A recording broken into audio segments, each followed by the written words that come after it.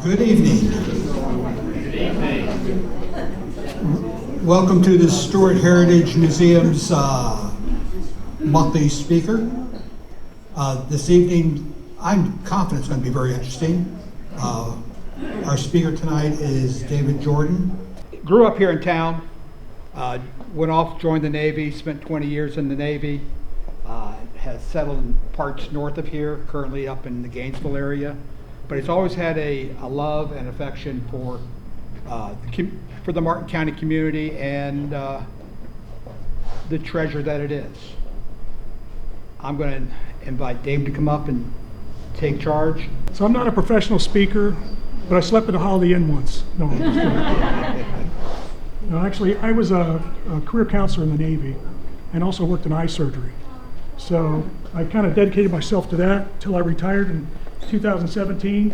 And basically what I'm going to do tonight is I'm going to basically tell three stories, okay? I'm going to tell my story.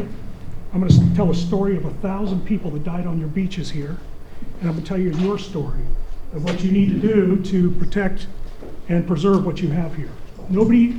Not many people in this county understand what they have. So Tiger Shores Beach Shipwreck and its relationship to the Bleech Yard. Now the Bleech Yard you'll see written several different ways.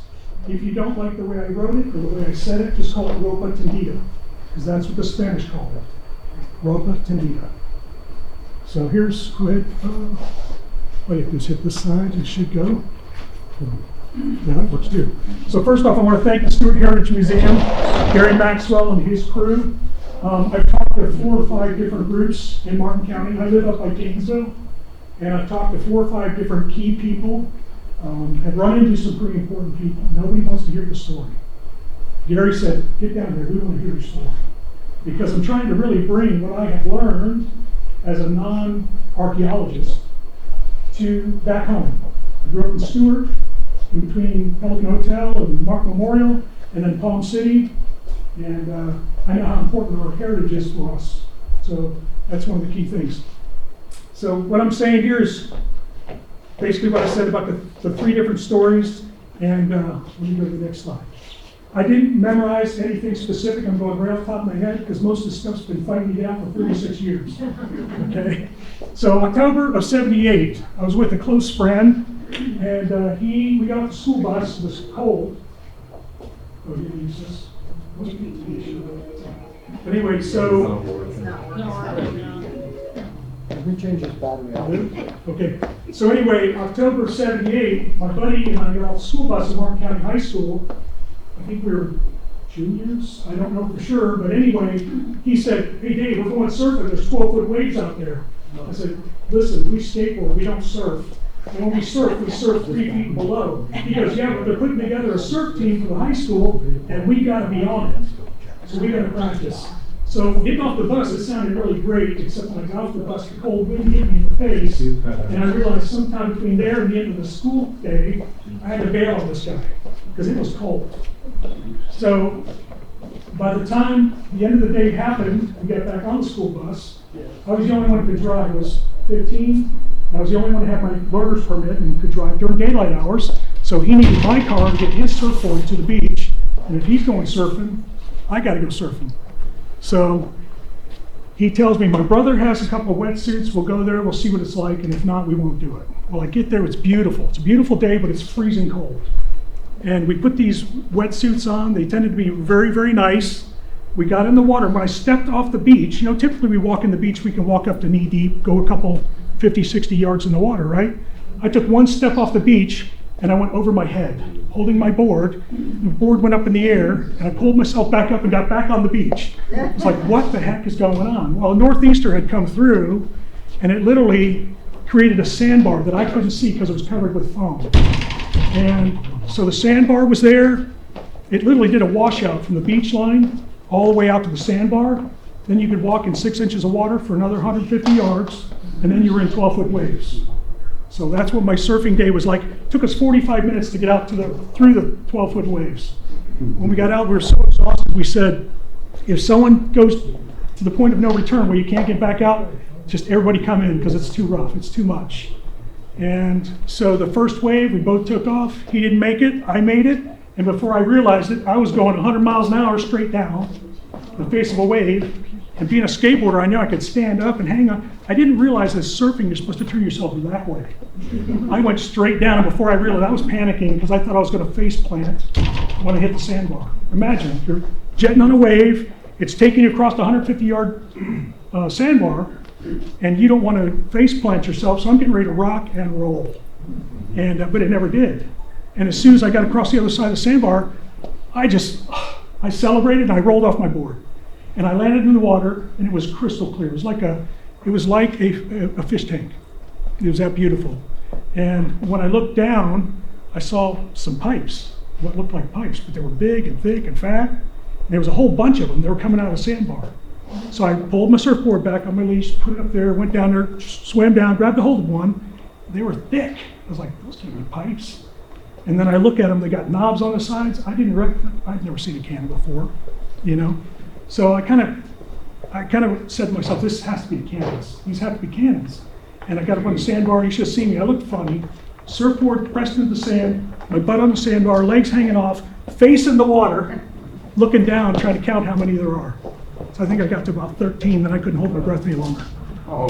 So that was my story then. I worried about it for about a week and never told my buddy who was with me. I tried to tell him later on, but I can't find him. Literally, I had to figure out what I was to do with this. And so I called a guy in Jupiter by the name of Peter Leo. And I called him, and he basically said, oh, you don't know what you're getting yourself into. He says, I got enough cannons, caused enough problems for me. I ain't got no more time for any more cannons. And he basically just let me go. Is this working? Please. Okay. So, but anyway, so that's the story of how it all started. I basically kept it to myself after that until I retired from the Navy in 2003. And that's where we start off at. So I carried the knowledge until 2003, joined the Navy, retired from the Navy, started working for eye doctors in Wilmington, North Carolina. And that's where I initially I met up with the right people to help me salvage the wreck. Now, I'm not going to waste my time telling you every detail. I'm going to kind of give you a reader's condensed version because I got a lot of neat stuff to show you. And but this is what cannons look like when they're encrusted, when they have been exposed in the water. Okay, the ones I saw were perfectly clean. They were never exposed. They're always under sand, 99% of the time. So, and this is the company. Once I found a lawyer he was a lawyer that I fished with probably for 10 years. Didn't realize he was a lawyer. He was my doctor's brother. And as soon as I told the doctor I was going to work for my story, hey, I'm going to claim the shipwreck. She goes, you need to tell Mike. I said, why? Mike's the fisherman, not shipwrecks. She goes, he's a lawyer. He's working on the Hunley right now. I said, oh my gosh. It's like all the stars aligned. I called him up. His sister called him. He called me up. And he got in touch with Amelia Research and Recovery. And the company that I reached first, actually, we didn't hit it off too well. It seemed like they were trying to get my information and walk with it. And that's one thing I realized, that everybody wanted to know where this was. The first company flew an archaeologist to my house in 12 hours. So I figured, hey, I must have found something cool. And all I was trying to do was pull one cannon up so I could put it in my front yard because I'm a Navy guy. That was the whole idea. My wife says, find somebody in Fort Pierce who will pull up a cannon for you. Well, that company flew an archaeologist. He flew an archaeologist.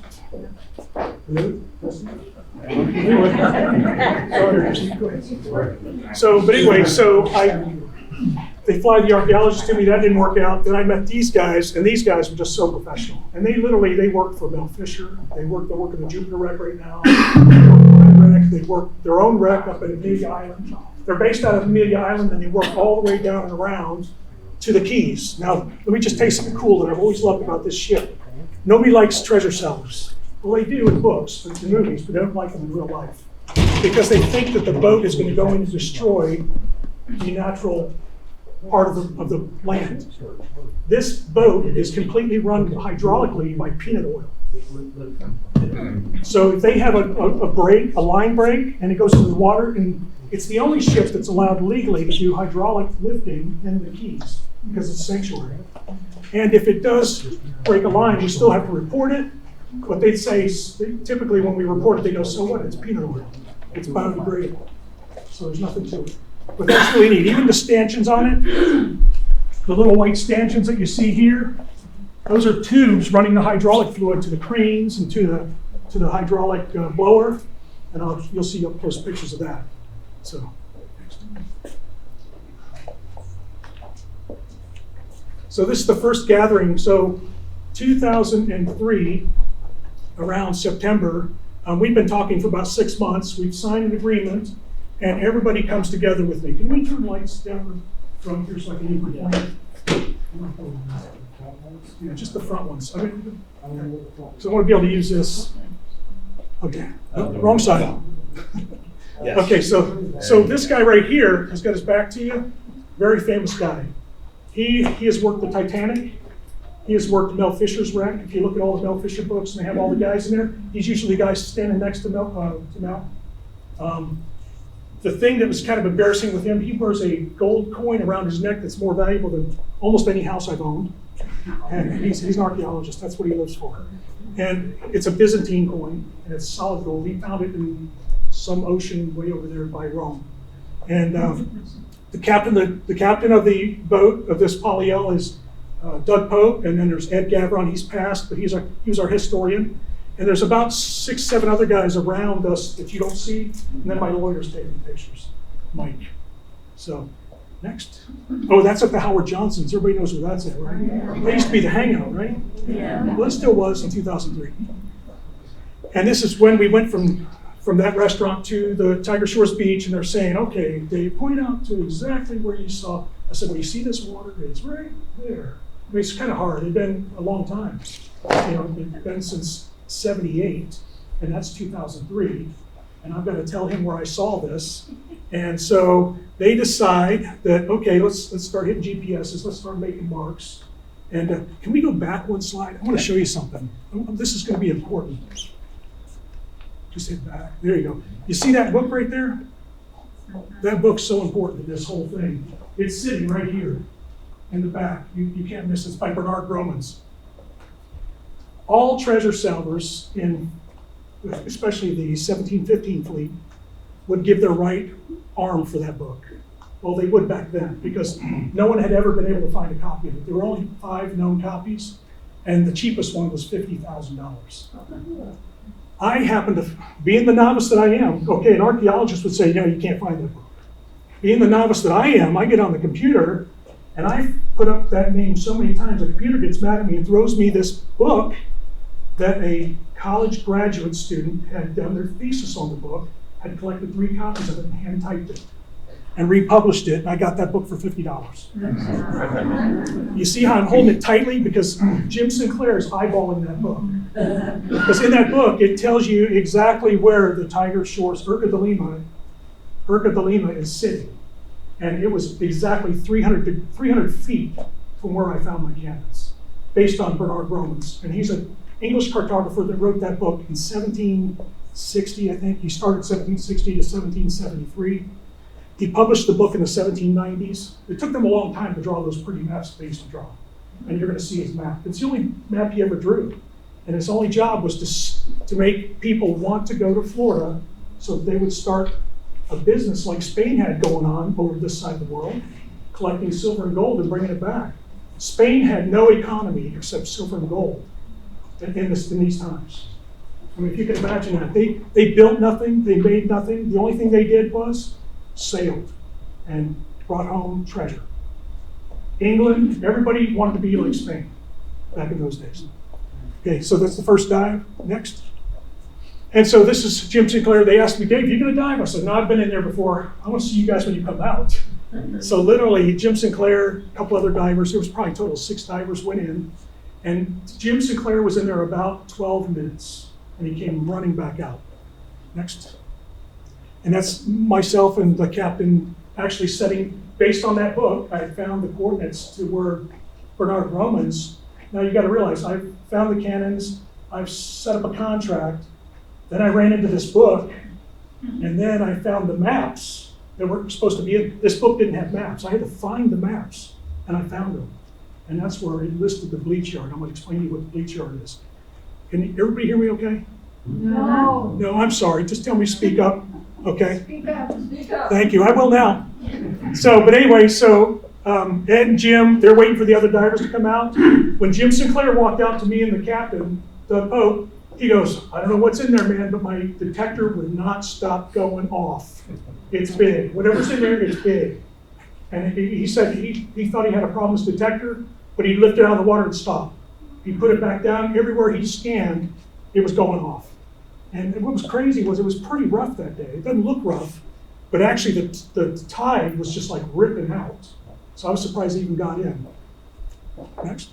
And that's Doug waiting for the other divers. He's kind of a relaxed guy. He used to fly helicopters in Vietnam. So it took a lot to get him excited, but Jim Sinclair got him excited. Next. Okay, so this is the original. Once I found that there was something there, and I found a group that would help me set up the lease and do all the proper paperwork and everything, word went out when we did all that stuff. And so the state asked me to, how much space do you want to do on your lease? I said, well, I want 3 miles by 6 miles, starting at the inlet. They said, hey, Dave, this is an exploration.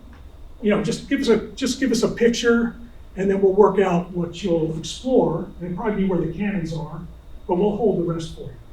So actually, I'm going back to them this year, probably in a couple months, and we're going to ask for a space hopefully longer than this. I don't know if they'll give it to me, but you can always ask, right? And so the cannons and everything, there's Tiger Shores Beach, so you can see that they gave me a half mile by half mile by half mile to do an exploration lease. And the exploration lease, just the paperwork, took me 3 years. We didn't get to do our first drop until 2006. And no one from the state showed up. We did it by ourselves and recorded everything that we found. And you'll see what we found, okay? So next, so that whole area is basically from the inlet all the way past Stuart Beach, way on beyond to Tiger Shores. And so this is a close-up of it. Now, I have it pointing the wrong way, and I didn't flip this around because I wanted to show you. Everybody familiar with Gilbert Bar? Yeah. Okay, Gilbert Bar was named because that's where the pirate Gilbert, I don't know his whole name, but I had it somewhere. But Gilbert would hide behind that, and or have ships chase him, and he would use that bar to his advantage to block ships from catching him, because he knew where that bar was. And basically, if you look at the depth of it, a Spanish ship or a ship in those days needed at least 26 feet to cross it. And if you didn't, it knocked the rudder off of it, and you could no longer steer it, and you then became a wayward bathtub. That's what they would call it. Next.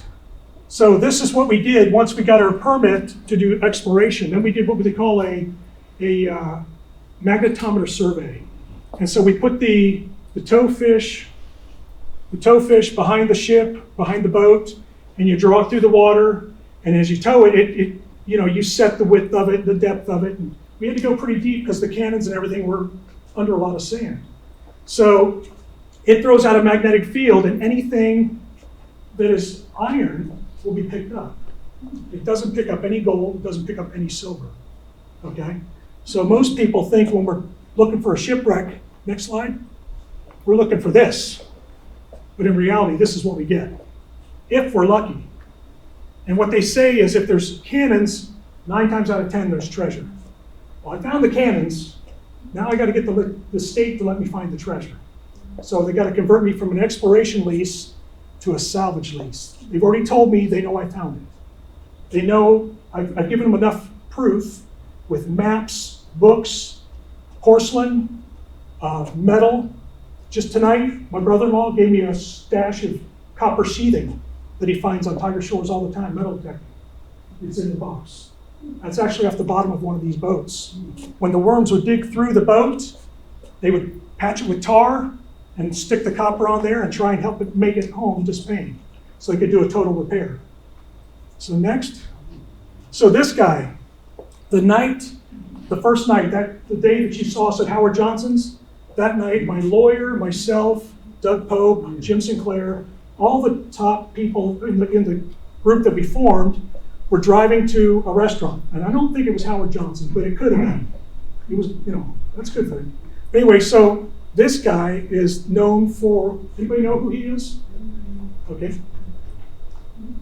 Do you know what? He was the state manager of Vero Beach when he studied the ancient Yeah, and he's the only man that can interpret old There's no Spanish. S on his name. Say again? Lion.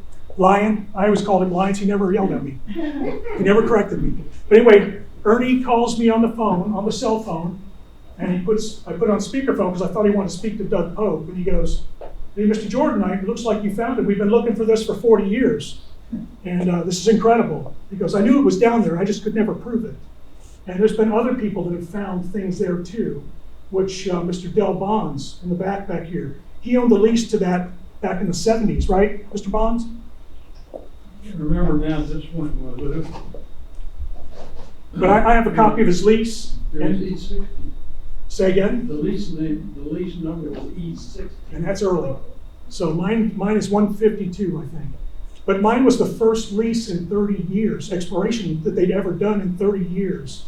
And they made a big thing about that. Most of the salvagers couldn't believe that I got one. I couldn't believe I got one. It took me 3 years to get it. But anyway, Dr. Lyons basically said, he made me so proud because with he's the same guy that told Mel Fisher, "Hey, you're looking in the wrong spot. Go down here, you'll find it." And he found it within months. He found the Atosha. So when he says something, it's probably pretty fruitious to listen to him. Next. So this guy, I told everybody I got that book, right? Then I found the maps online. They turned out to be at the National Library map room. And I found them, made copies of them, pulled them out. And how I found the Bleech Yard, and that's something I want to talk to you guys about, is they heard about the Bleech Yard, the treasure community did. They thought it was Hope Hill in John Dixon State Park. Because when you think about it, it's a white hill, you can see it from US 1. They thought it was visible. Now, back in the 1700s, there were no Spanish trees along, there's a lot of those tall pines that are on, those are not native to here. And that whole area was basically a sandbar. It was created by shifting changes of the tide, and it originally was a sandbar, and they could see the white spots on the hill of the Bleech Yard. They could also see a couple other key things that they talk about in that book.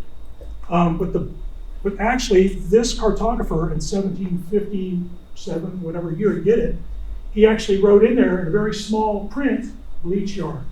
But he made it so small nobody could see it. And of course, 99% of us didn't know where the map was.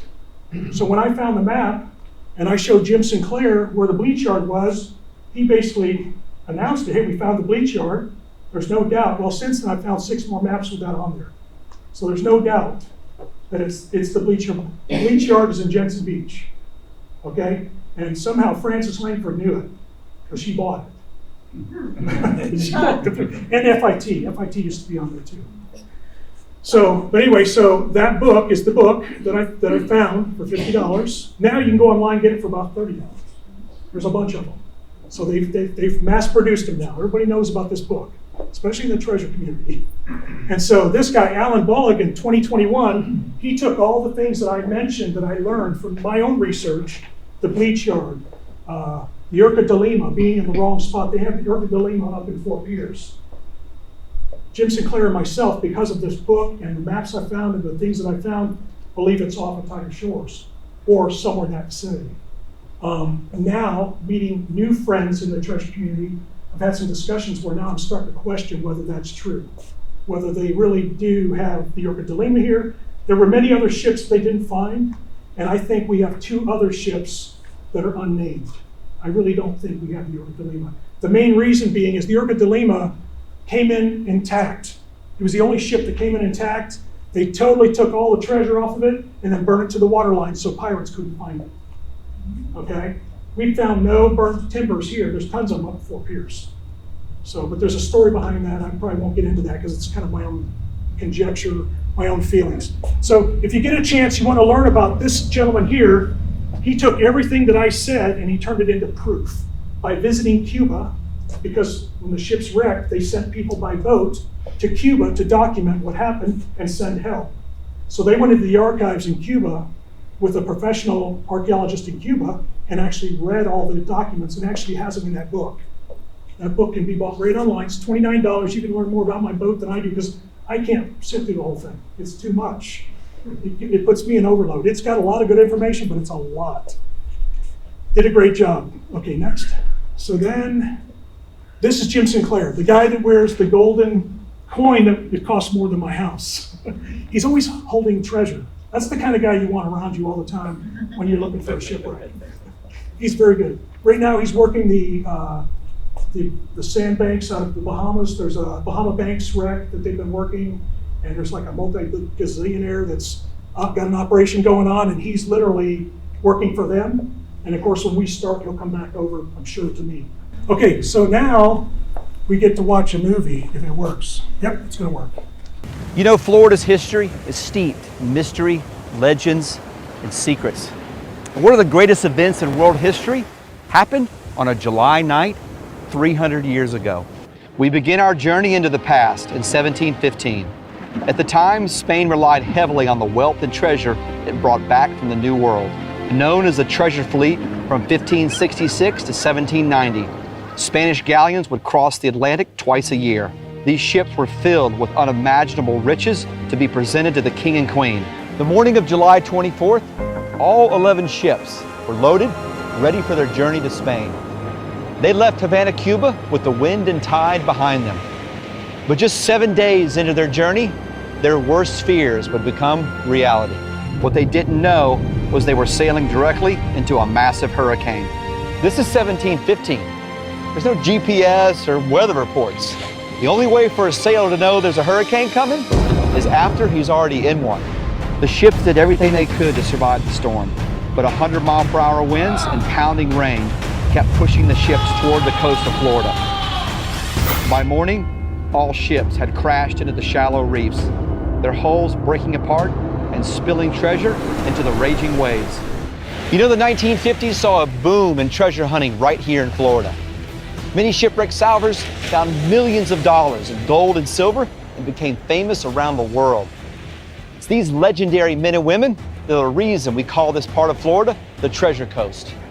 One of these legendary salvors and 1715 historian is John Brandon, who was part of Mel Fisher's expedition that found the Atocha in the Florida Keys in the 1980s, where an estimated $450 million in Spanish treasure was recovered. Hang on, I want to show you something. I got a silver bar from the Spanish galleon Atocha. What? How about that? Oh my gosh. How about This that? is You're insane. holding real treasure there. That's something. So what is this mark right here, John? Okay, this mark is the owner's mark. This Yeah. bar was being shipped back to him. The circular stamp shows that the king's 20% was taken out. This is the assayer's bite. They took a chunk of metal, they weighed it, then they refined it to absolutely pure silver. Then they knew the purity of the silver. This particular bar is about 99.9% pure silver. So is this a gold beach? I mean, is there a lot of gold here? This gold ring right here, I found right there when I was 16 years old. It was the first gold coin I ever found on the beach. That first gold coin, it hooked me. I knew what I was going to do the rest of my life. Here, I got another little treat for you. Hold out your other hand here.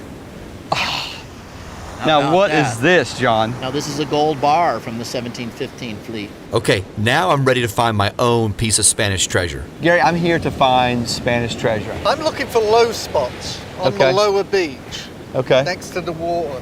You see how these hills, little hills, Yep, it kind of yeah, the up little and down. dips? Yep.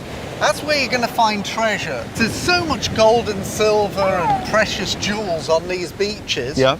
But you have to wait for Mother Nature, basically, to unlock Davy Jones' locker. And what happens is, 2 times a day with the high tides, Yep. the water will come in and it will take sand off the beach. Revealing. Yeah, it puts you closer Nice. to the gold and the silver. Well, and the great thing about finding gold and silver on the beach here is it's finders keepers. Oh yeah. So Gary, what's the greatest thing you've ever found out here? The greatest thing I ever found is in my left pocket. What? It just so happens it's been 10 years since this ring has seen the beach. you but have I it with brought- you? Yep, I brought my Spanish treasure ring. Oh my goodness. That's 22.5 carat Inca gold with 9 flawless Colombian emeralds. Inca gold. Look at the colors. I mean, that is. Now you know why we're here. I can't keep away from this place. Gary, that must have been an amazing day. I will never forget that day. That was the day I found my find of a lifetime. It's the best treasuring that's ever been found off the 1715 fleets. You know, when you walk on the beaches here in the Treasure Coast, you are surrounded by history. Literally, it can be buried in the sand beneath your feet. I encourage you to come out here and visit this part of Florida and learn more about this historic shipwreck and the role it played on Florida's history. So this was a newspaper clipping that I found online that was talking about the shipwreck, the fleets that wrecked, and it came out, if you look at it, December 15th. And that was considered fast. Okay, I think this was Boston.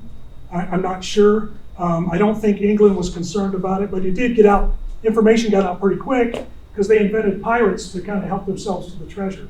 There's a lot of that happened. Next. Okay, so this is the routes that they took. Now they said 2 fleets went out each year. And what they would do is there'd be a terra firma fleet and a plate fleet. The plate fleet would pick up gold and silver that was being mined and manufactured by Incan Indians from Peru and Cartagena and these countries along this coast area here. But they also would have a terra firma fleet that would actually greet ships at the Isthmus of Panama and pick up cochineal, spices, treasure, and all sorts of things that they brought. Porcelain, Kingsay porcelain. We found a piece of porcelain on our wreck, and I'll show you a picture of that. I never got word back from the state, but they liked it. They kept it. They never told me what we were going to do with it. It's an exploration lease. They own everything until we go to a salvage lease. So, but I have pictures of it. So if I ever see it again, I can claim it. No, I'm just joking.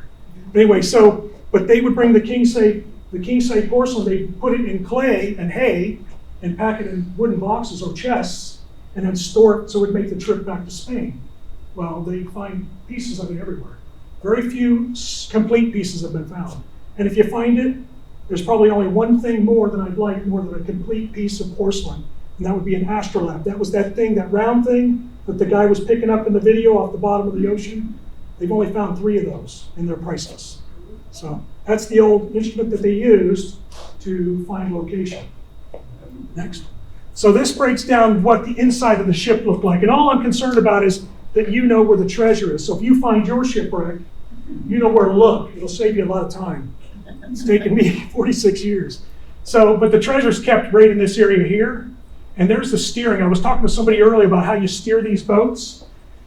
And how the hurricane got these ships is once you got into below 26 feet of water, the bottom of that keel would be, or the bottom of the steering mechanism would be below the keel and would catch the sand and rip right off of that boat. And once you did that, you were a floundering bathtub. You were at the whim and will and pleasure of the weather. And so the top decks, the top 2 decks, number 1 weather deck and number 2 deck right here, they didn't use any metal components to manufacture these ships. Spain didn't build their ships, the French built their ships. They had no gross domestic product. Their gross domestic product was silver and gold and beautiful emeralds. That was their gross domestic. Everybody wanted that. It was easier to do that than work for a living. So, but anyway, so the King of Spain would have these ships, these fleets of ships coming back, and when they leave Havana, now why did usually two fleets of ships would not leave together? But there was the Spanish-English War that caused them to hold back. And the senior admiral was in the lead boat. He died off Sebastian. The second admiral, who was in charge of the second fleet, now became in charge, and boy was he happy because he didn't like the other guy. And if you read that Alan Ballag's book, you'll say that a few times. They wrote that different accounts of how they felt about each other. And so literally, he wanted to be rescued first, so he told everybody that, hey, the Urca de Lima is the southernmost ship, so that everybody make a beeline to him because he was miserable. And when you're on the beach back in those days, they didn't have mosquito control. You know, you couldn't call them and say, hey, come to my house, the mosquitoes are bad. So they would literally bury themselves each to the neck and cover their heads with palmettos or whatever they could get to keep mosquitoes off them. Or they'd go lay in the water till a shark got them. Because back then there were no fishing off of Stuart, and we're known for sharks. And they didn't know us any better than bait, you know. You're gonna hang out in the water at night, first mistake, right? So anyway, so that's what this side of the ship, I have another picture that actually points out where the treasure's kept exactly. But somewhere in this range, sometimes the captain's quarters, they put the There's a group of treasure called the Queen's Jewels. It's not been proven. There's some people that say it's very immense. It's a big dowry for the new queen, but nobody's really found. We found lists of stuff, but we've never actually found any of the stuff that was on the list. In all the treasure that's been found, no one's found that. Next. And so here's the picture. I threw it in there. So see where it says silver is stored. So right up here, and the cannons are right above it. So that's why they say if you find the cannons, usually when it breaks apart, the cannons are going to fall out, and then the treasure is going to fall around it, hopefully, if you're lucky. Or you might have to go a couple hundred feet away, and wherever. But anyway, so that's the cross section of this type of ship. Now that's called an urca. Now here's some of the methods they use to salvage parts of the shipwreck. And these are not necessarily what they used out here, but these are some of the methods that they used, like tying boats together and sending divers down.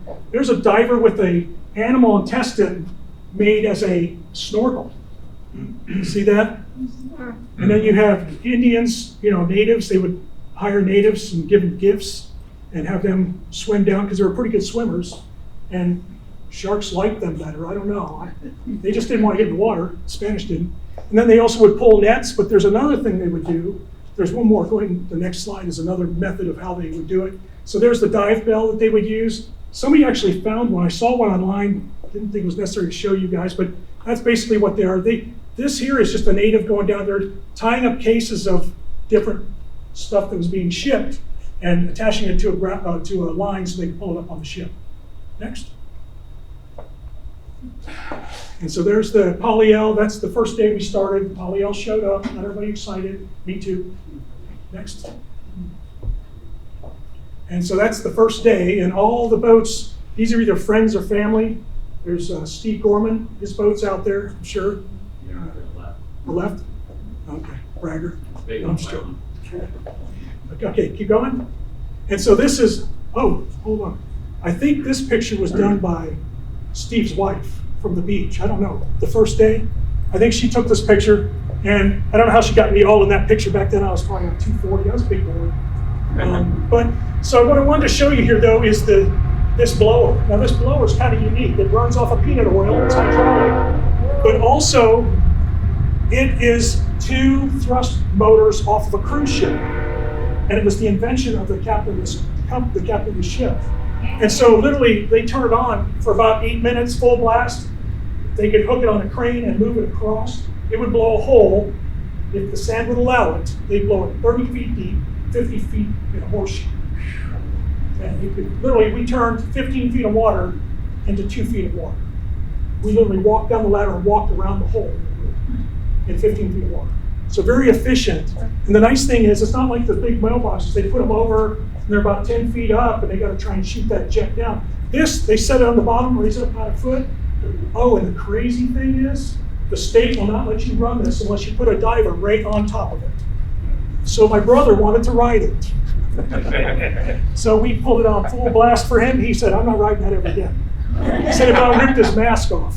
It was pretty rough. But so literally you have to put a diver on the side. They actually would stand here when it goes down to make sure if it's blowing anything, they can communicate and tell us to stop. So next. So these coins and rings here, these were actually found on my site. So we were there, the ship showed up, we went to dinner that night. The next day, this guy called us and said, hey, look, I found these coins near your wreck. And we just wondered, he brought them, and so we took pictures. We really didn't know what to think of it. We wanted to find our own to prove it, but at least we documented that he had them, And he's, we don't believe everything we hear. We like to see proof. So there's other people I'm going to introduce you to here tonight that brought proof. Go ahead. These are what they call Spanish hooks. And what they would do is they tie a line to the apex of it, right here. They tie a line to that. They'd run it to a major line, and they'd have about 6 or 7 of these coming off of that line. And a rowboat would be anchored on shore, and the rowboat would take it out over the wreck. And those hooks would grab hold of timbers, and they bring the rope back around, and about 50 men would pull the timbers to shore. So anyway, these Spanish hooks, they would use those to pull timbers into the shoreline by hand. They would be hooked to ropes to a major rope, they hook to the timbers and pull the timbers in. And so what they would do is, well, what happened was like a gentleman by the name of Steve Gorman, and I'm gonna have the Steve Gorman family stand up, because they've been with me from the beginning. Ashley, Kayla, Kathy, Steve stand up. This is what you look like now and what you look like when you're 20. Yeah. Okay? So 2003, this guy came up and he goes, hey guys, I know you're looking for Spanish stuff, and I dive this place all the time, and I got these hooks, and we're like, we've never seen these before. Well, he took them to the Mel Fisher Museum up in Sebastian. He got it approved there. We went to Jim Sinclair, the state of Tallahassee. They all agreed that's what they were. Okay, so first sign that we know for sure, the Spanish were here digging for something, right? Oh, that's the same guy right there. See? He changed a little bit. And there's this family, and that's a recent picture. I have pictures of them when we were younger. It was really cool, because I like to include everyone. And especially if you're there to learn and to help and that sort of thing, I welcome it. When you see my boat pull up, you walk out there and say, hey, can I come on board? I'm most likely, as long as you're not dressed like a pirate, I probably would let you come up. Yeah, you're not allowed. Okay, next. And so here's what we found. Okay, so this is what told me and told the state that, hey, you've got a Spanish wreck. We got Spanish pottery. We've got a chunk of the ship right here, and I didn't line it all up because it would make the picture look kind of funky, but at least you can see it. But if you look right here, there's a square bolt with a square washer, and we know that's part of the Spanish wreck. Jim Sinclair took the pictures and basically archived it, and all these came from my report that I have to give every year. Every time I find something, I have to make a report and then turn it in to the state, the Bureau of Historical Research. All right, next. So then they decided there was a seventh wreck. So there's 7 known wrecks. They try to name them. They don't know quite what the names are, but that's my wreck right there. And guess what they named my wreck? Number 7. Close. The unknown wreck. I gave him a name, didn't work. So this is the book where I found the maps and I found the information about my wreck, the coordinates to my wreck.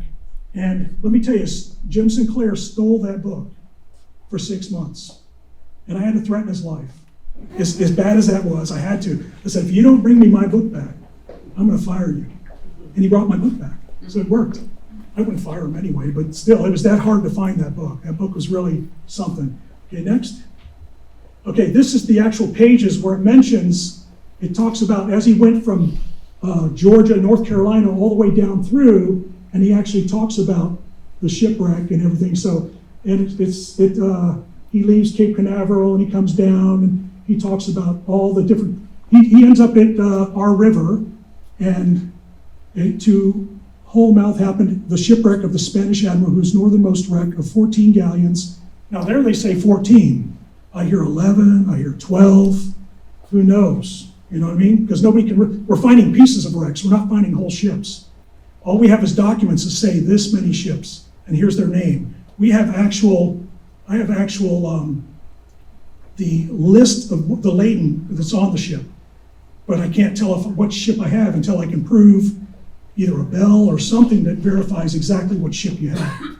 So anyway, so this is the pages where I showed Jim Sinclair and he almost passed out. Go ahead, next. So there's a couple letters that I have as well that describe my wreck, and one of them puts it at 2710, which is just south of the inlet, and then one that puts it at 2715. So you have to kind of take in consideration who's saying it. And what we like to look at is the Spanish records in Seville and the Spanish records in Cuba, in Havana, okay? So, and you notice where I put the Bleech Yard, right? That pen's acting up. Where I put the Bleech Yard, see how they spelt it there? Yeah, obviously they do laundry. So, but I just call it Ropa Tendida, but the Bleech Yard, EECH, is what the English cartographer called it, Bernard Romans. Next. And so, do I have the Urca de Lima? I'm not sure. I mean, all I can say is I've not found a burnt timber. I've found timbers, but no burnt timbers. So I don't know, there could be a number of wrecks down this way.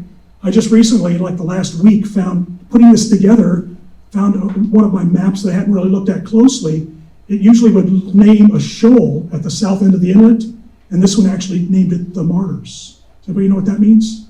Anybody in Spanish? Well, anyway, when Eugene Lyons told Mel Fisher, go down here to the Martyrs, which was basically a sand, it was like a sandbar. The Martyrs means the dead. And so they just would list that anytime there was a major shipwreck. So they actually list on the south end of on that particular map that I have, that they named it the Martyrs. There's 3 places I found it, where the Etosha and the Marguerite and that fleet went down in 1622. At the north end of the Keys, where Mel Fisher was looking at first, I found a map that listed the Martyrs there, because there was a wreck somewhere late in the 1600s there, and then I found it off of Martin County's inlet. So, next. This is the map. So imagine when my lawyer's talking to me and saying, Dave, where exactly is your wreck? Well, I said, well, it's off Stuart. Like he knew where that was. He's from DC. He didn't have a clue. So I had to keep magnifying and magnifying and magnifying this up. And as I was doing this, I was trying to pinpoint exactly, but I wasn't capable. I wasn't smart enough to learn how to put an X on the map. I was just then learning. This is back in 2003. I wasn't very fluid with the computer back in those days. So go to the next slide. So then I blew it up, and guess what I saw? Bleech Yard. And you see that? You see that little mark right there? That whole thing looks like a coffee stain when you look at the map for real. I mean, when you look at a copy of it, that's why nobody ever saw it. And they thought, anybody heard of Groper Hill? Well, Jupiter Inlet? Jupiter Inlet was called Groper Inlet. And Groper Hill was the hill that they put the nice tall tower on in Jonathan Dixon State Park. And that's listed on these old Spanish maps, Groper Hill. So, and it's not on this one, but it's on one of the other maps that was probably within 5 years of this one. Go ahead. So this is the second story, okay? Or actually, this is the third story. The third story is you all have to realize that the whole coast, the whole east coast of this state, from Canaveral south, claims shipwrecks. They claim to be the treasure coast. But in reality, you guys are more than that. Because what people don't realize is let me ask you something. Every time you take a long trip in your car, do you pack a little cooler of food and drinks or something to take with you? Or find a place to eat along the way? Don't you do that if you take kind of a little bit of a road trip or something like that? Well, the reason why I'm saying that, figure out, these are Spanish people on a ship that's miserable, for one thing. Water doesn't hold up well. It spoils quickly. You guys probably didn't realize water spoils. So, but there is a good point to that, because you can make grog, which is like a form of beer, and it ferments and it doesn't spoil. And also you get a little buzz from it, I guess. That was, they drank grog like we drink water, because that was their water. If you all know, can we go back one slide? Because I forgot to point out one other thing. So we pointed out where the Bleech Yard was, right here, correct? So when I blew it up and I said to my lawyer, hey, here's where my shipwreck is, I noticed this little jumble of stuff right here. You see it? It's like right on the island. And you know what that says? Wells. What do you need? If you're Spanish, you need water and you need food. So the Bleech Yard was where they would pull in. Now, it was too shallow for them to come in with their big boats, so they would pull up to about 40 feet of water behind the bar, drop their anchors, pull out the longboats, send the crews out. Somebody be responsible for getting water. Somebody else be responsible for getting manatees. Another person be responsible for sticking fish. Another person go after deer and bear and anything else you could find, turkeys. This was their 7-Eleven. Jensen Beach was their 7-Eleven. Sewell's Point was their 7-Eleven. And you guys have to realize that the whole treasure community, I've told them it's here. And they are excited that it's here. And if you're part of the historical group here, the museum, raise your hands for me. Okay, it's your responsibility to help everybody understand what they don't understand, how important it is. I've got friends that live on it, that live on the Bleech Yard. They have a house on the Bleech Yard. You have to understand that whole area, you can't put an X in one spot. It's basically they would camp there for a week, because it's a month or two to get back home. So they've got to pull together enough water, enough food to get back there. Now, every year, the treasure salvers, we have a picnic, and they have it in a little town called Wabasso. They should have it here at the Bleech Yard. All the treasure hunters, all the treasure people that are involved are excited that the Bleech Yard's here. They don't know that we like them. They don't know that if we even like them, because we're treasure hunters. You know, we get a lot of flack. So what I'm trying to talk to Gary about is putting together a group of people that will help set up an annual barbecue here celebrating the crash of 1,000 lives that died out here on the beach. Thousands of people died out there. Nobody does anything for them except one guy. Tom Gaitis, you guys met him like in October. He goes out and puts one rose out and says a prayer for 1,000 people that died on our beach. And it's an important part of history that we need to bring back and share with all the other people of our community and the state. It'll bring in tourism, but it also will make you as important as you are because of what's here. Okay? Very important. Going to the next slide. Is that too deep? I'm sorry. I really went there. It's 46 years pent up, guys. Okay, so next we looked at this. This is another map that says Bleech Yard, a high hill full of white spots, remarkable landmark. Now that's the English saying this. They didn't use it as a bleach yard. Why did they use it as a bleach yard? Bleech Yard, they would put their sails out, let the muslin heat up, and it would bind the fibers so it could withstand storms and stuff to go back to Spain. So it's like getting your car ready to take that long trip. And of course they would hunt, fish, and get their water from the wells. You know, I called I'm not saying anything negative, but I called the director of the island, the park that's at the south end, to tell him I found on a map where the Spanish wells are. He goes, I don't care, I don't like treasure hunters, I don't want to hear from you again. I said, okay, have a good day. That's the kind of response I've been getting, and I'm so blessed that I'm able to talk to you now, because it's you got it, you're like this close, you know? Next. So what is there now? We know what the Bleech Yard is, but one thing I've noticed is it always has that little hump there, right where the Bleech Yard is. I don't know if I can hold it that still. I'm getting younger, and as I do, my hands shake a little bit more. But the Bleech Yard is this area right here, and my wreck is right there. And that book says that is where the wreck is. So that's, you know, even more proof to the state. Okay, next picture. Okay, so now Children's Museum is out there. It's a big park. So my point tonight is. Use your mic. Oh, I'm sorry. I'm not used to that. So, but my point tonight is to make sure everyone that's in this room knows and tells other people how important this Stuart, Martin County, Jensen Beach, Rio, all this whole area was hunted and fished for the Spanish fleet that ran from the 1630s, 1650s to 1770. This was their grocery store. And they wouldn't have to buy it at Havana. They'd come a week up the side of Florida and pull in and take a vacation, do some hunting, get some water, make the trip home. Next. So this is something I wanted to show you. Indian River, nothing bad against them. I'm giving them props. They take all your thunder. They have more treasure books online. They celebrated the 300th anniversary of the ship's wrecking on the coast. They have, I mean, every time I turn around, they're having a celebration. And they have nothing to celebrate except people crashed into their beach. We got the Bleech Yard. Does that make sense? Is it okay? Because you have to understand how important it is to treasure salvers, people that are interested in Spanish history, archaeologists. No one knew where this Bleech Yard was until 2003. It's a big deal. Next. Okay, so here's another map, and I want to show you how important you were. This was a real old Spanish map from about the 1580s, and look what the only mark that's on it. Guess where that's at? Martin County. Right here. It's Martin County. And somebody, you know, an English guy would look at that and go, why'd they put that there? You know, but to a Spanish captain, that meant I'm going to make the trip home.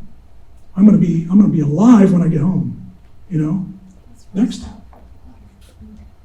And that's the Indian River magazine that capitalized on it. You see? You see how Indian River's just killing us? They got so much props on telling everybody how treasure's one thing, but we have the Spanish history here. We have the Spanish fleet. They had, you know what? They had one day of ships at their beach. We've had them for 100 years, but they're getting all the credit. That magazine isn't for Indian River. But that's the name of it. It's the whole, it's us too. I know, but I'm just saying, I love it, but you're missing my point. And you're an author, right? Well, I just. Yeah, listen, I'm not arguing, I'm not an author, I'm a guy who's trying to get you and everyone in this room the benefit you deserve because of the Bleech Yard in your backyard. I don't know about this magazine, I just ran across it looking to see who's celebrating it, and it wasn't from Martin County. That's my point. Warren County's been ignored the whole time. Yeah, and they have been, but I can bring important people here. I can bring important people. Find that treasure, and we'll really get it a lot. You know what? You don't understand the fight I may not in my lifetime, but I guarantee you my son will find it. Okay? Because we're already lining that up. I'm probably, in my lifetime, I'm 62. I'm not gonna probably find it. Isn't that terribly expensive to hire that ship? Yes. Well, now you're starting to get it, okay? I guess that's the ship, we go to Publix on the island, and I think I saw that ship. You do. Out there. Oh, and let me tell you what they said. If we could get the Somebody's barbecue, looking for treasure. if we could get the barbecue here, he said he'd pull that ship right into that Bleech Yard, so everybody could come on it and check it out. Anytime I want him, he said he'll be here. He's working the Jupiter wreck right now. And I'm probably gonna captain it at some point. I'm getting my captain's license here in the next several months, and I'll probably be hopping on it from time to time, moving it around, especially when it's coming here. I drove it one time, that thing's a blast. It's like a big barge, but it floats. It's nice. Next. Okay, so this is the article written by Rick Crary. Way to find this guy, because this guy knows how to write an article. 300-year anniversary. You know that guy? Well, He writes for Indian River magazine. and he did. And he did a beautiful job for them. And then there's a bridge named after his grandpa. Yeah, we need to talk to that guy, because he messed up. He should have done that for us. That's what I'm saying. I love that article. That's a beautiful article. It's online. You can look it up. I'm giving him props. I'm not beating him up. Go ahead, next. And so that's the part that I got some great ideas. That's the Bleech Yard. There's an old folks home. I want to kick all those folks out. No, I don't. My mom's going to one of those, so I got to be nice. I'm joking. I'm old. Okay, next. And so that's my goal. One of the things I'll tell you that my plan is I want to start a historical, floating historical tour. And that dock looks exciting to me. I'd like to put a 40-passenger pontoon boat there someday. I got a little, nothing I like really comes to fruition, but I can dream, right? Here's a tiki taxi. There's a what? There's a water taxi. Yeah, but he doesn't know what I know about the Spanish. Oh, but we could rent it out. Yeah, but you guys wouldn't want to hear me. You'd be, come on now. We're drinking. Oh, I know, okay. Oh, so you'll hear me. Next. Okay, so this is my future goals and plans. Develop new relationships to promote Martin County and the Bleech Yard, along with my salvage operation. Get the Bureau of Historical Research involved and have the state add markers. It's important. They should know. We should have people that know where the wells are and put a marker there, because that's a park. It's not a national park. It's a state park. The Bleech Yard. Everybody knows. The state knows it's the Bleech Yard. I told them. They don't care. They don't care unless you force them to put a marker there. They got markers everywhere around the state, but not one of the most. If it wasn't for the Bleech Yard, we would never be developed. You know that? We'd never be a nation. And actually, the money that was used back in those days in St. Augustine by the Spanish developed our money. You know, your quarter that has the ridges around it? The reason why it has the ridges is because pirates used to clip Spanish treasure. And they would clip enough off, after about a month, they'd have a whole other treasure. Mm-hmm. And then, of course, pirates would steal assayer stamps and stamp their own.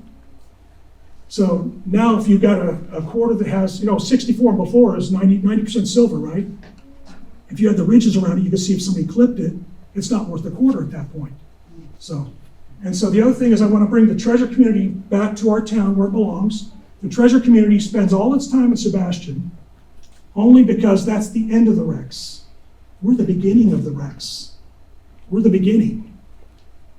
What do you hear me? We're the beginning. It would have never happened if they hadn't had to come this way to stop at the store, right? And then I have people that want to come for book signings, meet and greets. The guy, Brandon, who pulled the big silver bar out of he comes to every barbecue. He's just a normal guy. If you met him, you'd never know. I sat next to him at the last barbecue. I don't think we said one word to each other. I just sat there and went, But he's just a nice guy. They're just great people, and they're just like you and I. Matter of fact, I'm going to meet with one of them tomorrow to let them know how well you received my information, because he's the one that does the barbecue. He's getting older, and he's afraid it's going to drop off and go away. It would be a cool thing to bring to Martin County and make it a festival, maybe do a Christian ceremony, Spanish Christian spirit ceremony every like a weekend close to that day that it happened, to celebrate the lives of the people that lost their lives along our beach. We don't really think about it, but thousands died out here. Thousands of people died.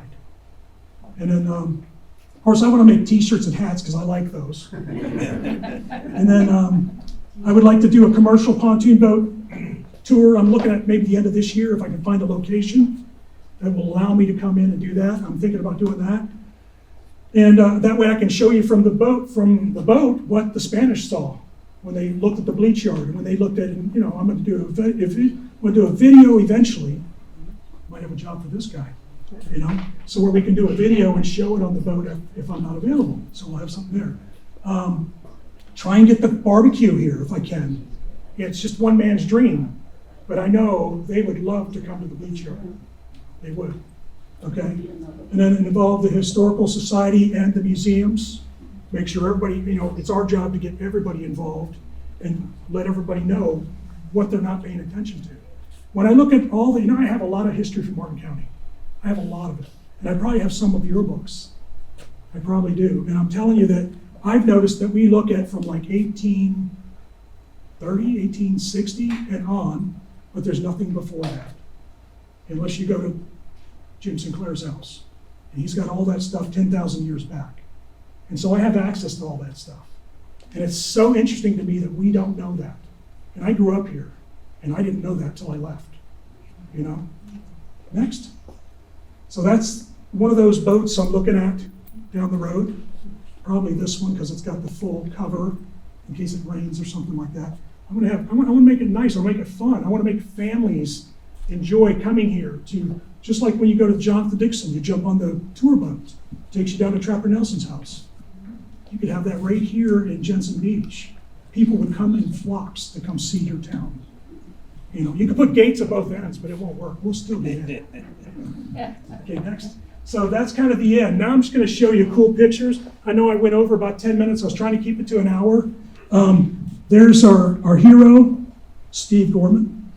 But he's actually helping my crew in Sebastian. They invited him to come up and help retrieve a cannon, which is right there. And look who he got to work with. I am so jealous. Okay? That's Dr. Lyons again. And he's passed, but he's the smartest man I know when it comes to Spanish history. And the smartest man I know shared his knowledge. He didn't keep it to himself. He told all of us. Next. So this is the cannon. Steve's one of these guys. Steve, which one are you? On left. This guy, with your back turned. In the middle. Oh, in the middle. Okay, you're showing us. Okay. But anyway, that's a big cannon. I saw his cannon after, I didn't know they did this. I was in the Navy. But I took a weekend with my family. I went down to Amelia Island where my group had a museum there. And they let me hold a bar of silver and hold coins and get me all excited. But that cannon was actually sitting for over 2 years so that the incrustation would fall off, and they thought it might be filled with treasure. I just found out 2 days ago it was not filled with anything. Sorry about that, Steve. But I did find out where it's at. And you were asking me where it was at. It's at Mel Fisher's museum. It was given to Taffy Fisher. So Sebastian. So you might want to go up there and see if you can find it. Now this flint pistol here is kind of interesting because I'm 2007, 2008, no, it was found in 2004, so it was 2004. I was invited to go meet a treasure hunter who wanted to meet me because I was the newest lease nobody thought they could ever get. So he wanted to have lunch with me, and Doug took me up to Vero Beach, and I sat down with Rex Stockard. And Rex Stockard worked with a guy, his name was Zach Reedy, and very young kid. I think I got his picture in here, I'm not sure. But Zach Reedy found this pistol wrapped in clay and hay. Remember I told you they would pack porcelain and hay and clay? This was in the ground.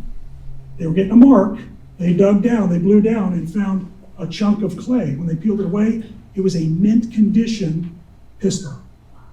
Mint, 1709, even had the maker's marks and name on the pistol. Yeah, very interesting. Where did they find it? They found it off of Vero. They sent it to the state, and they said the state destroyed it.